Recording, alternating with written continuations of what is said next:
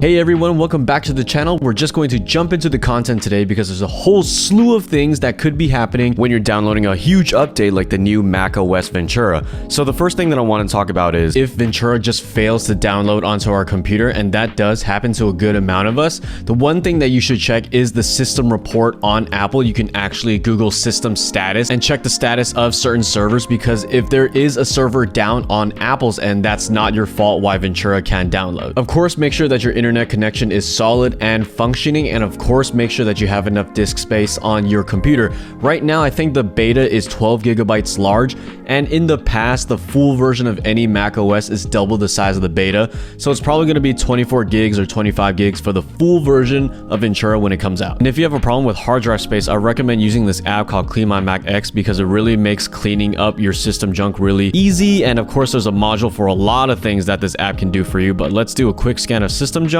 and it can show me all the things that I could delete. I'm going to click clean right here, and just like that I cleared off some unnecessary stuff off of my MacBook, but for you it could be a lot more. So I recommend CleanMyMac X if you haven't downloaded already. There's a link down in the description box below, and I highly recommend it. If the installation still failed, you should actually check if your Mac device is even compatible with Ventura. Here's a whole list of devices that are compatible with it. If you have verified that your device is eligible for an update, then you should restart your computer, hold shift while it's booting up so that it can boot up in safe mode, and then try installing Ventura again. If that doesn't work, shut down the entire computer, hold Command Option PR to reset the NVRAM, hold that, press the power button, and then when you hear the chime of the MacBook turning on, or if you see the Apple logo, release the buttons and you should be good to go. So say you did successfully install Ventura onto your device, but now it just won't boot up. One thing that you should always check for is of course the power. Are your cables connected? Your MacBook or your iMac should always be plugged in while you're doing an update for loss of power. Or say it is booting up successfully and you hear that sound of the Mac starting up, but your screen is just black. It could just be a display problem. So if you're using a MacBook and you're connecting it to an external device, make sure all your connections and your cables are good. Even open up your MacBook if that's even an issue. Or maybe you make it into the login window and it just won't work when you log into your own main account. Just use a backup, and if all else fails, boot it up in safe mode. Alright, so you download the files, you installed it, it boots up correctly, but then you notice that your MacBook or your iMac is just a lot slower.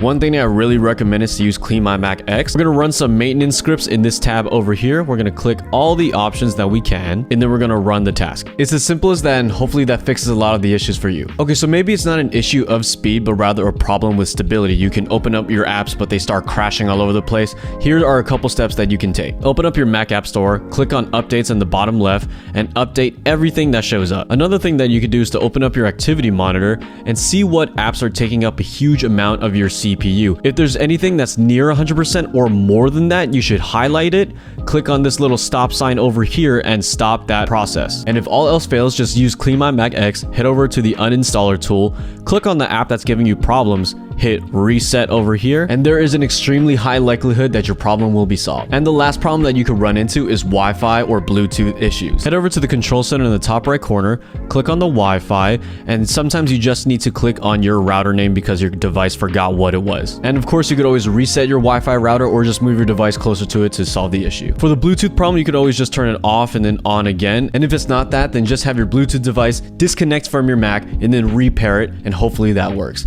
Thank you guys so much for watching. Hopefully your macOS Ventura problems are over, and I'll see you in the next video.